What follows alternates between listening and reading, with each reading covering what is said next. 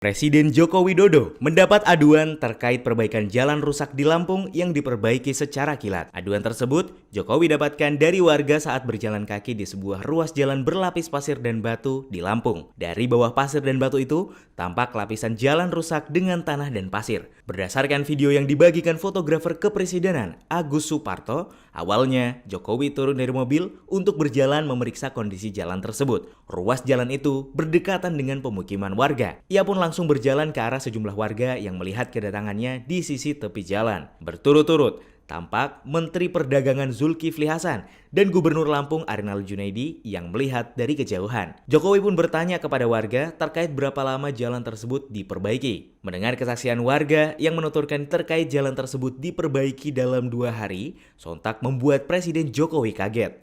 Jokowi pun tersenyum dan mengangguk-ngangguk kecil. Ia pun lantas berjalan kembali menuju mobilnya, namun warga yang masih menunggu memanggil-manggil.